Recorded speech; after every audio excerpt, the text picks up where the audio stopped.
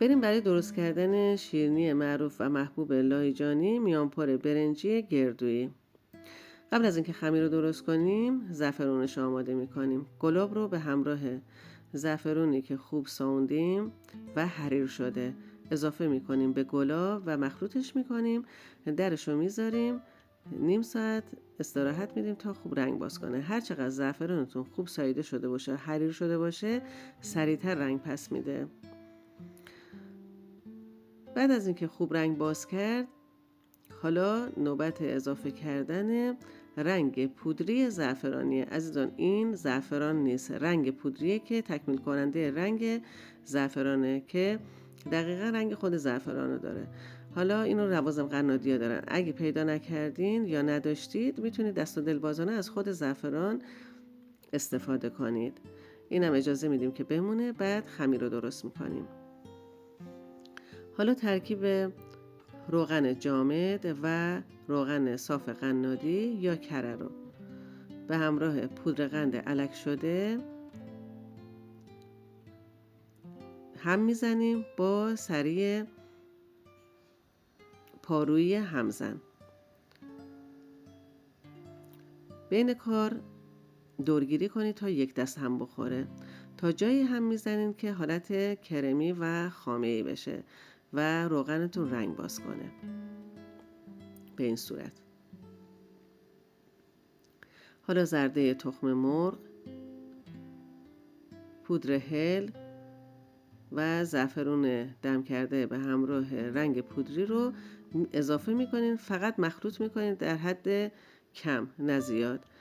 حالا آرد گندم و مقداری از آرد برنج رو که خوب الک کردین اضافه کنین. همینطور که هم میزنین قاشق قاشق آرد برنج رو بهش اضافه کنین. عزیزان خیلی دقت بکنین چون که قرار استراحت بکنه این خمیر و جا داشته باشه برای باز شدن آرد برنج، پس خیلی خشک بر ندارین خمیرتون رو. تا جایی باشه که یه خمیر بسیار لطیفی بشه که به دست نچسبه و به این صورت دیگه خمیر به دیواره کاستون نچسبیده باشه و به این صورت لطافت داشته باشه کافیه. بعد خمیر رو میذارین داخل ظرفی، درش رو میذارین 12 ساعت استراحت میدین تا خمیرتون برسه. حالا برای درست کردن مغزیش گردو، ادویه‌جات، آرد گندم و پودر شکر رو آسیاب میکنین. یه مقدار درشتر برمیدارین که مقدار گردو زیر دندونتون بیاد. به این صورت.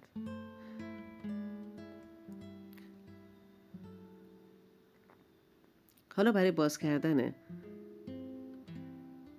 خمیرتون یه پلاستیک احتیاج دارین که خمیر رو به اندازه یه گلوله گردویی برمیدارین، با کف دستتون به این صورت بازش میکنین.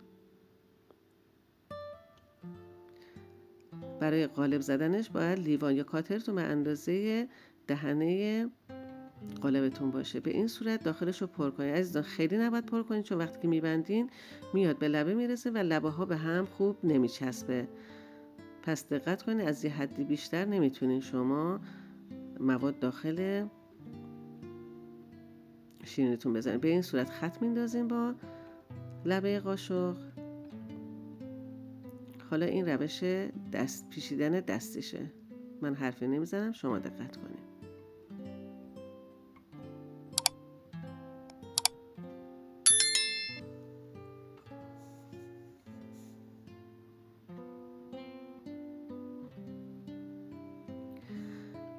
حالا روش و تخم خرفه میدین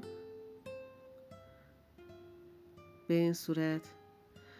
حالا شما میتونید به همین صورت حالت خام داخل ظرف دردار بچینین قبل از اینکه بپزینش و بذارین داخل فریزر. هر زمانی که دوست داشتین بیارین بچینین توی سینی و بذارین تو فرن که از قبل 1 ربع گرم شده، حرارت 160 درجه به مدت 17 تا 20 دقیقه.